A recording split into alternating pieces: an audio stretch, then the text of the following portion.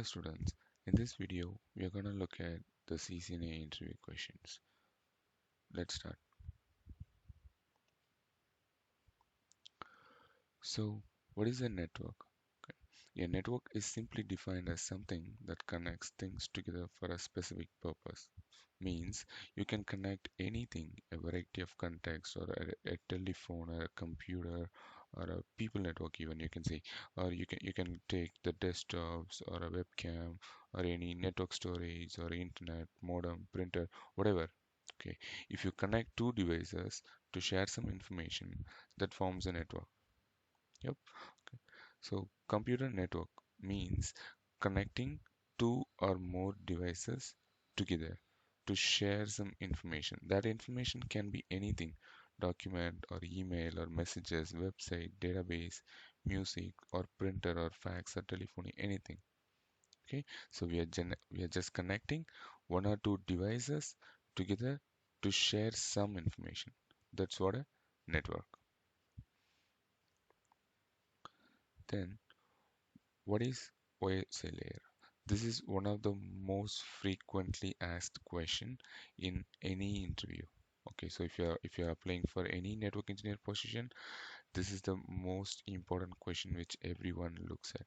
Okay, so what is a OSA layer? Okay, so OSA layer is a basic framework, okay, given by International Standardization Organization. Okay, so it has 7 layers.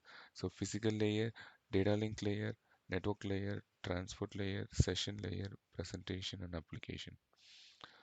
Let's start from the application layer. Okay, so the application layer provides interface between the user and the computer. Fine. So let's say a user is here. Okay, so he'll be using a application. Let's say he's using a browser to browse any website which is in internet. Okay, which is in internet. So he'll be using some application layer protocol to get this done. Okay, that is HTTP. Okay, HTTP is a application layer protocol which helps the user to get a web page. Okay, like this we have a lot of application layer protocols. Okay, let's say for an example we have FTP, we have SMTP for mail communication, and we have Telnet for remote terminals, and we have SSH, which is a secure cell, which is also a remote terminal application, and we have SFTP, okay, secure file transfer protocol, and we have lots and lots of application layer protocol. Okay, using that a user will get some service, will get some information. Okay, so then what is the difference between application and application layer protocol? Let's say browser is the application, okay, and the protocol which it's using, HTTP, is the application layer protocol. Okay, your FTP client, you may be using a command line client or a FileZilla client, any GUI client, okay, anything. That client is the application, and FTP is the application layer protocol. Okay, so you may be using Outlook or Gmail or whatever mail applications. Okay, that is your client, that is your application, and the protocol which it's using, SMTP or IMAP or POP3 or any protocol which it's using in background, that's your application layer protocols. Got it? So we have another layer, presentation layer, which is responsible for presenting the data. Okay, the data can be in a text format, okay, or it can be in a image format, okay, or else it can be in a video format. So let's say for a text, okay, it can be it will be .txt format, okay, but let's think of an image, it can be .jpg or uh, .gif or any image format, okay, or if you think of a video, it can be .mov, .wmv or .mp4, any kind of video format. Okay, so if you open a text file in a video player, it's not gonna work. Fine. If you open an image file in a text viewer, you cannot see the image. Okay, so your presentation layer is responsible for presenting your data ultimately. Fine. And then you have something called session layer. Session layer is responsible for session, creating and maintaining the session and terminating the session. Let's say if you're opening a email, okay, so you'll be creating a session with your email server. Okay, so that will have a specific timeout. Okay. So sometimes it may not be there, it will create a session or cookie kind of stuff, or else you'll have simply timeouts. Let's say you're opening your internet banking website, okay? It will have a specific timeout, 20 minutes or 30 minutes.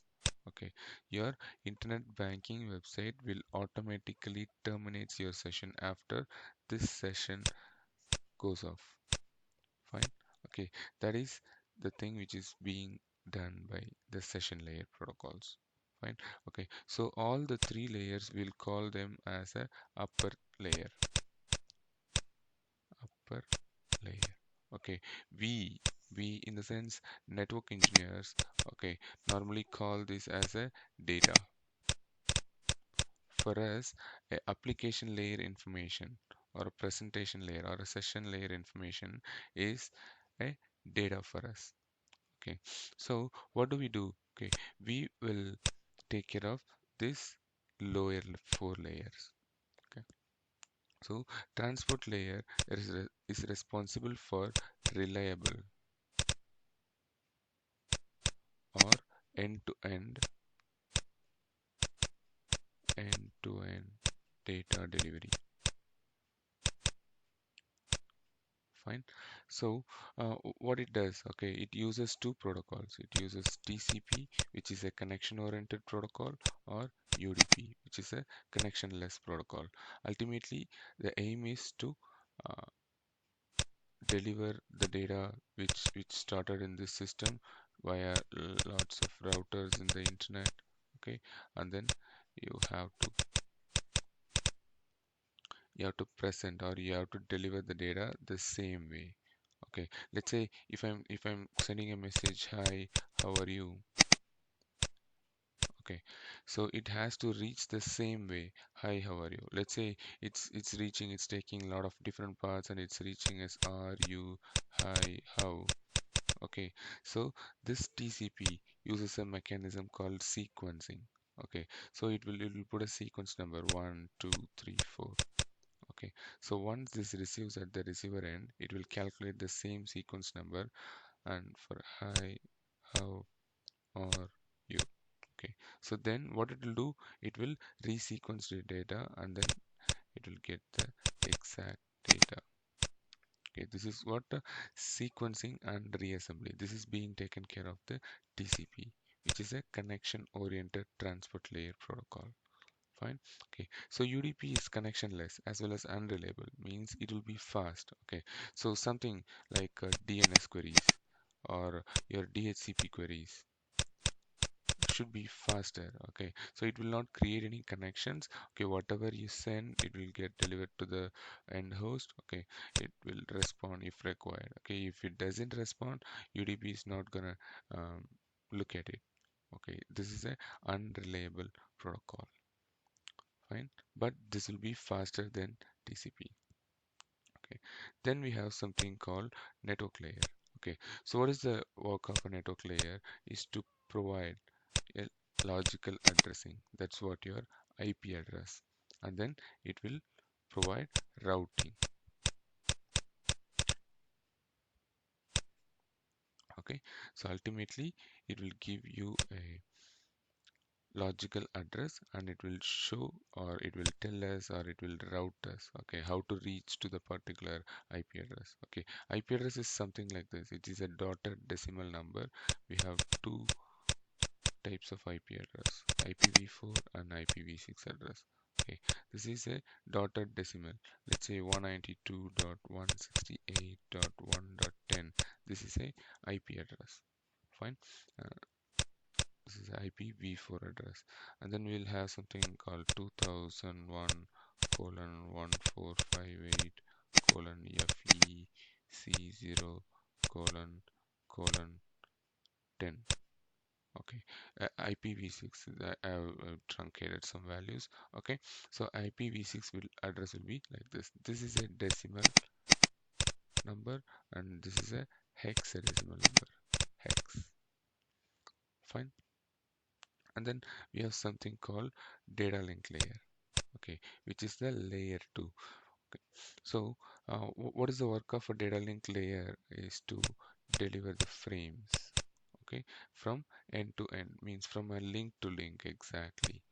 Okay, so if I have one computer connected to another computer, okay, it's a duty of a data link layer to ultimately deliver the data from one interface or one device to another device using a physical address. Physical address. Whereas here in your network layer, it's your logical address. Fine. And then in your physical layer, everything, your interface or your network interface card is gonna change everything to a binary bits of streams 10111110. That it will create the stream of bits. Okay, again when at the receiving host it will reach as a bits. The layer 2 is gonna convert that to data, means a hexadecimal data. Okay, and it will read as okay, so this has come from this source MAC. MAC is the address which is used by the layer 2 as a physical address. Okay, MAC address, it is a 48-bit hexadecimal address. MAC address will be like this, like 4E colon 80 colon FC colon 8A colon 7C colon 10, whatever. Okay, so a MAC address will be like this. Using the first half, you can find who is the manufacturer. This can be manufactured by Dell or it can be manufactured by Intel, whatever. Okay, this first 24 bits gives us who is the manufacturer, and the last is the 24 bits is a unique value. And this IPv4 address is a 32-bit address. IPv6 address is a 128-bit address. Okay, fine. So you should be clear and concise, means like whenever you're explaining something in an interview, okay, you should know, okay, what is the application layer, okay, what it is doing, and what is the presentation layer, what is the session layer. Okay, so these are kind of data for us. Okay, and then transport layer. Okay, a transport layer PDU will call as segments. Okay, and then there is a network layer, we call that as a packet, and in data link layer we'll call that as a frames, and then in physical layer it's called bits. Fine, we'll move on to the next question. Okay, so this is also a test, like a question which will be frequently asked. So what is the encapsulation and decapsulation? Okay, again this is a part of OSA layer, means okay, so your browser or your application is creating some data. This can be a HTML code. That's a data for us. Okay, it will be taken handled over to the transport layer. Okay, transport layer will add its header. It will be 20 bytes in case of TCP. Okay, or else in case of UDP it will be 8 bytes. Okay, and then it will handle that to network layer. Okay, network layer again adds its header 20 bytes. Okay, and then it handles that over to the data link layer. It adds its own header. It can be like 18 to 24 bytes, depends on if you have VLAN or not. Fine, and then ultimately it's gonna change as a zeros and ones. Okay, and when it reaches the end host, it's gonna do the reverse process. Okay, so the process of adding the headers is called encapsulation, and then the removing or stripping of the headers is called decapsulation. Fine. Okay. So when the bits reaches the computer, your layer 2 is gonna process it. Okay. Your layer 2 will strip off this header and handles that over to the network layer. Okay. Network layer will check its information, and if it's intended for that, it will delete this and it will handle that over to the transport layer. Okay. So transport layer look at the transport layer header and it will strip off it and it will handle to the ultimate application. Let's say if it is a HTTP protocol and it's using a TCP port 80, okay, it will handle that to the web service or a browser. Fine. Then the Ethernet header. Okay, so this is also a most frequently asked question. What will be there in a Ethernet header? Fine. So So in an Ethernet header, okay, these are all preamble and start of frame. Okay, so this will not be considered most of the time. Why? Because um, these are some signals. Okay, these are continuous ones and zeros. Okay, to let your computer know a signal is coming. Okay, and then the first 6 bytes means the 48 bits is your destination MAC address. Okay, and then the next 48 bits is your source MAC address. Okay, and then this is a optional VLAN tag. If you have enabled VLAN and it's a trunk port, it will be tagged. Okay, so 4 bytes of VLAN tag will be added. Okay, and there is a 2 byte of information which will be telling you what is the length of the header. Okay, and then this is your payload, means ultimately your packet, means your IP packet. Okay, which contains all the data. Okay, and there is a trailer. Okay, this is your trailer, not a header. This is CRC is a trailer. It's a 4-bit trailer. Fine. So ultimately, how your Ethernet header will be like is you will have data, okay, and you'll have a layer 4 header, and then you'll have a layer 3 header, okay, and this is your layer 2 header. Layer 2 header will be 14 bytes of header, and then 4 bytes of trailer. Totally 18 bytes. If VLAN tag is added, this will be 18 plus 4, 22 bytes. Fine. Then we'll look at the next question. Okay. This is the most important and your knowledge level of question. Like, how does a DHCP work? Okay, so whenever your computer or phone or whatever machine, okay, which is gonna participate in a network, when it boots up, let's say you're powering up your laptop or a computer, okay, so it will not have any IP address. In your IP settings, you'd have configured as get IP address automatically. Okay, so when if that is configured, what it will do, it will send a DHCP discover message. DHCP discover message. Okay, this is a broadcast message. Okay, finding the DHCP server. It will search for the DHCP server. Okay, if any DHCP server exists in your LAN, okay, what the DHCP server will do is here. Let's say here is your DHCP server. DHCP server. Okay, what it will do, it will reply to the computer giving some details. What are all the details it will give? It will give IP address, subnet mask, default gateway, DNS, and NTP server. What else? Okay, whatever required, it will give as a DHCP offer. Okay, and then the client again requests the server, okay, whether I can take this information.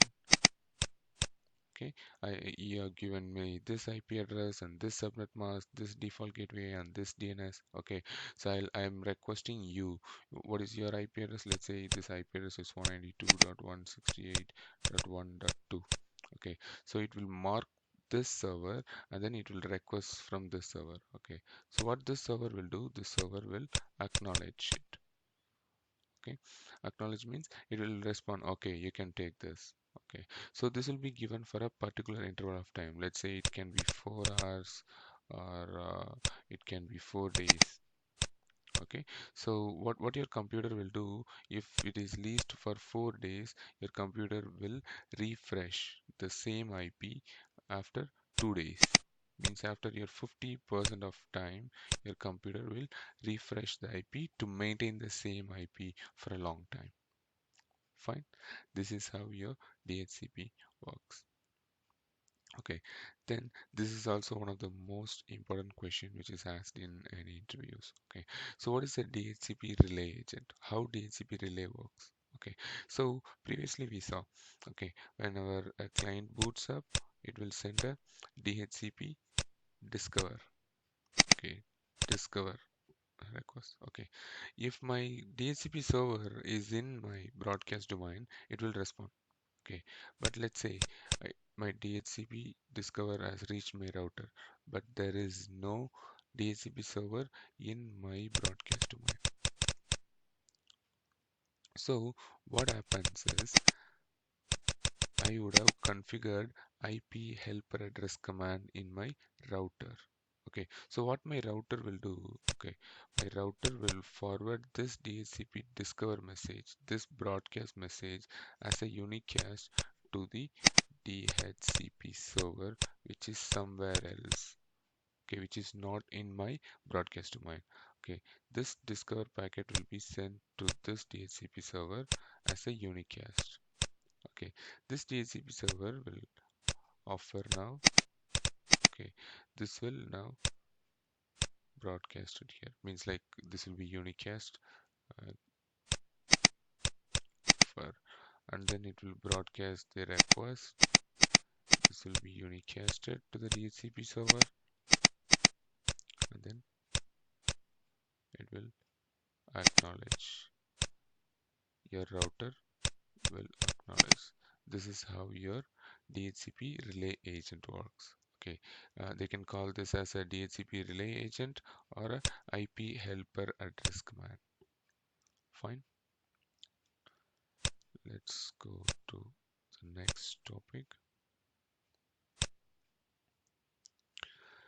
OSPF neighbor states. Okay, so OSPF is one of the important or the vastly used routing protocol in internet. Okay, so it has a list of 7 states. Okay, so what are the states? Okay, how does it work? How does a OSPF router synchronize themselves? Okay, so OSPF has 7 states: down, init, two-way, extart, exchange, loading, and full. Okay, in the down state, it means there is no hello packets heard from the neighbor. Okay, when it comes to init state, hello packet has been heard, but there is no two-way communication. Means both the router hasn't yet communicated completely. Okay, the two-way intimates that two-way communication has been completed, and your designated router and backup designated router elections are held over here. Okay, and then in the external state, what it will do is it will start sharing the link state information. It will prepare itself. Okay, so someone has to share and someone has to respond, someone has to receive. Okay, this master slave relationship are formed here. Okay, and then in extend stage, what it will do is it will share, the routers will start sharing the database descriptors. Like you can call this a index of the routing table. Okay, so it will share the index, it will share the database descriptions. Okay, and then what it will do in the loading stage, it will finally exchange the link state advertisements, LSAs. Okay, it will share the LSAs in the loading stage. Okay, and then it will build its topology, and then at the full state, all the routers in your OSPF topology will have the same topology table. All your routing, all your routers. Fine. We'll move on to the next question. Passive interface. Okay, so what is a passive interface and how does it works in different protocols? Okay, so passive interface, it is possible to control the router interfaces. Okay, whether your routing protocol has to work in that interface or participate in that interface or not. Okay, so let's say let's discuss about the RIP. Okay, so let's say RIP is configured. So RIP will broadcast or multicast the complete routing table every 30 seconds. Fine. Okay.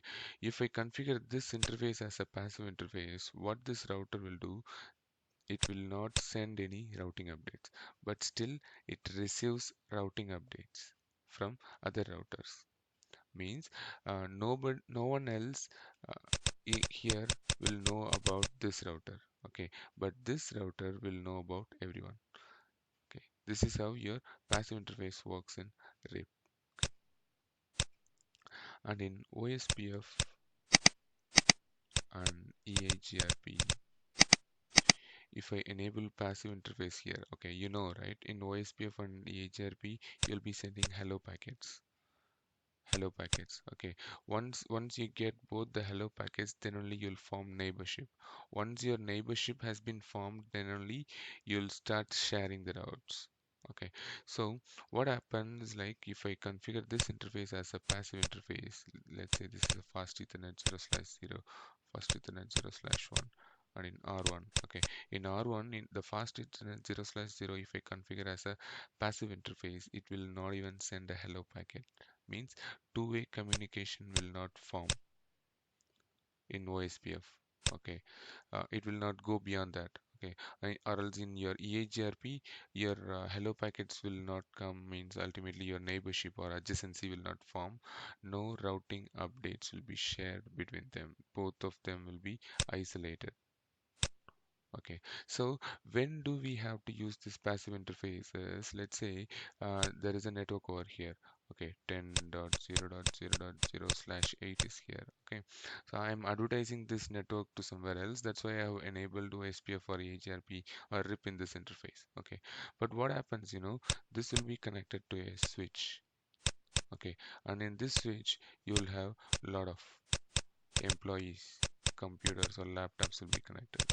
Okay, so what happens, your RIP or EHRP updates will reach their computers. Okay, so let's say if there is a bad guy sitting over here, he can send some routing updates or some specially crafted packets to collapse your network. Okay, so passive interface is required to stop sending routing updates via unnecessary interface. Fine. Then what are the types of switches? Okay, so we have a lot of layer 1 and 2 devices to share the frames or to forward the frames. Okay, so hub is not a category of switch, but it will also work similar to a switch. Okay, so hub is a layer 1 device. It's a dumb device. Okay, it will have some ports. Okay, let's say it will have 4 port or 8 port. Okay, so how a hub works is whatever data, whatever frame comes via one interface, it will forward via all the interface. Okay, just like a physical repeater. That's how your hub works. Okay, so bridge is a software switch, means it's similar to switch, but when I have implemented using a software, that is called a bridge.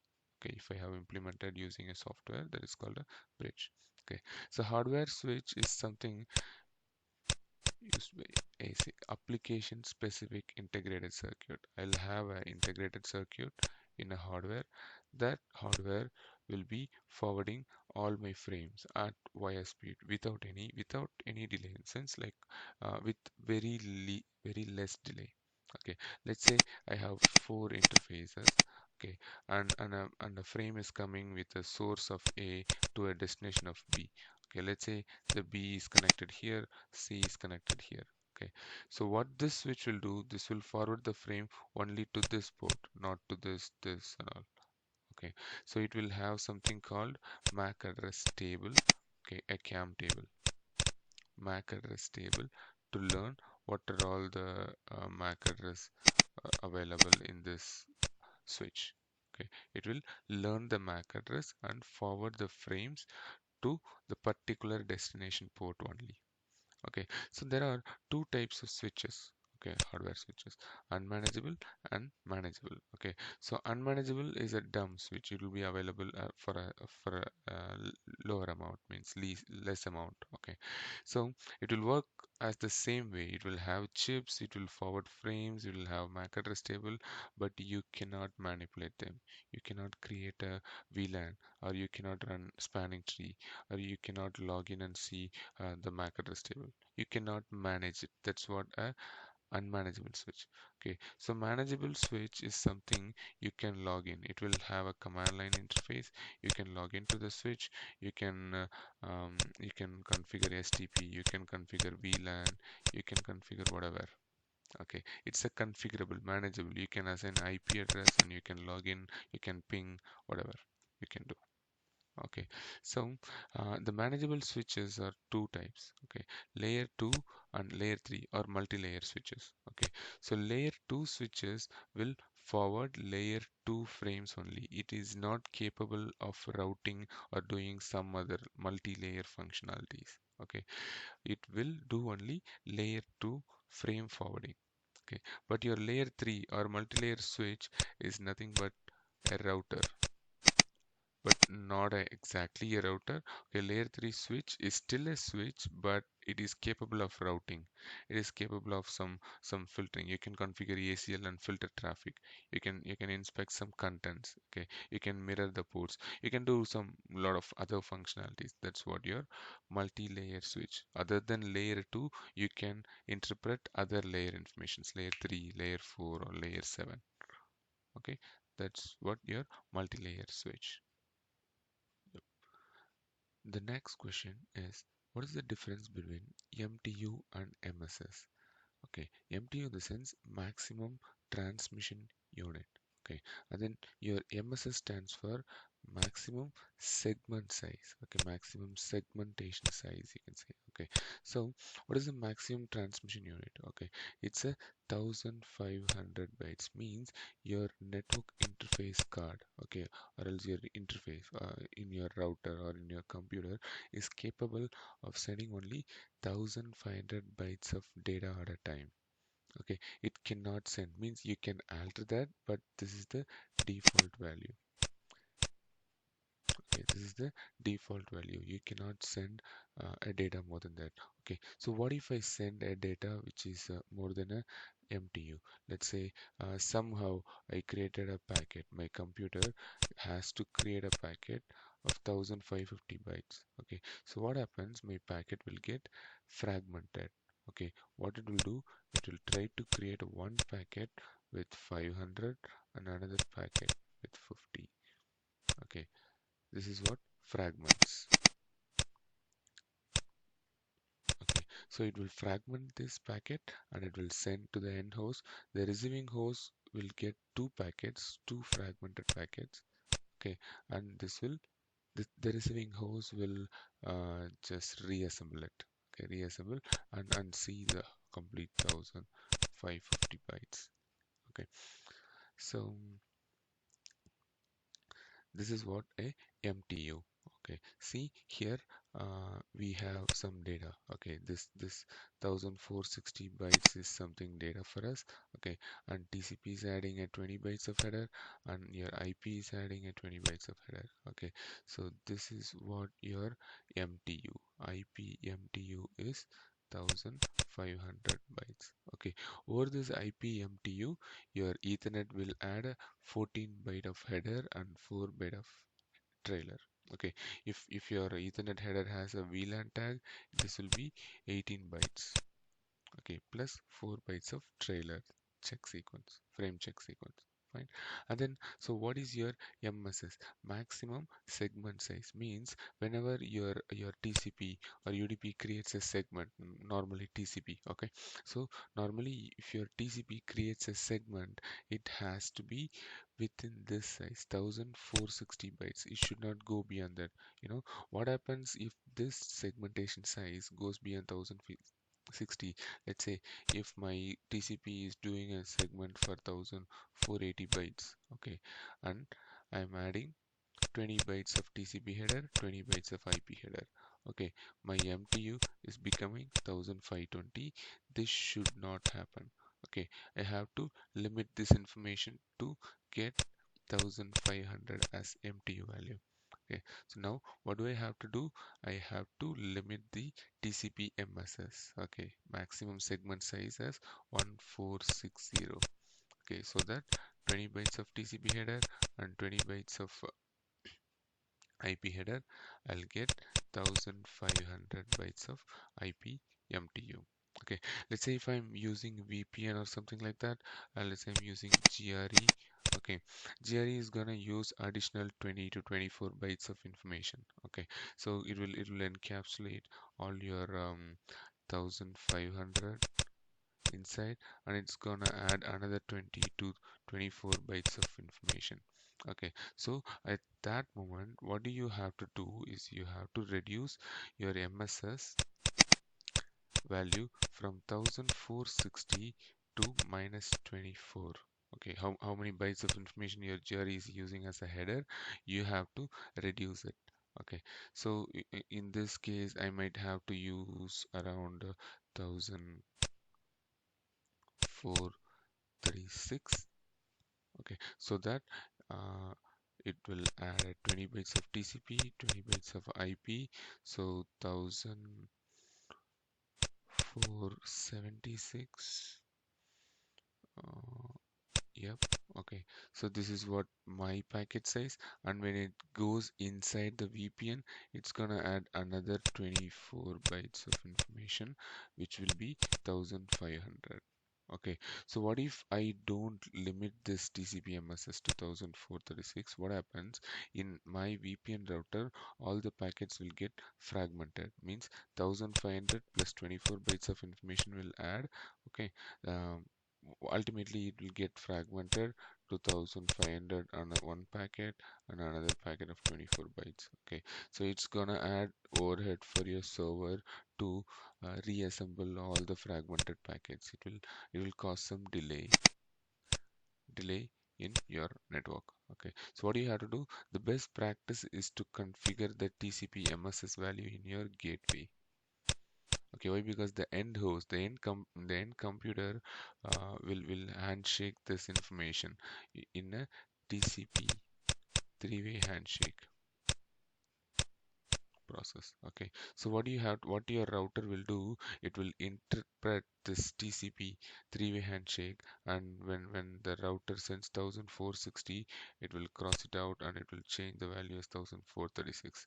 Okay, or else you can just round off it 1430 or 1400. Okay, just why? Because ultimately in your internet, what you'll use something called VPN. Okay, VPN or MPLS VPNs or GRE tunnels or MPLS L2 VPNs. A lot of other encapsulations will happen, so it will additionally increase your packet size. So it's a best practice to reduce the MSS size when required. Okay, that's all. That's all for today. I think you would have understand, and this would be informative for you. And thank you for watching.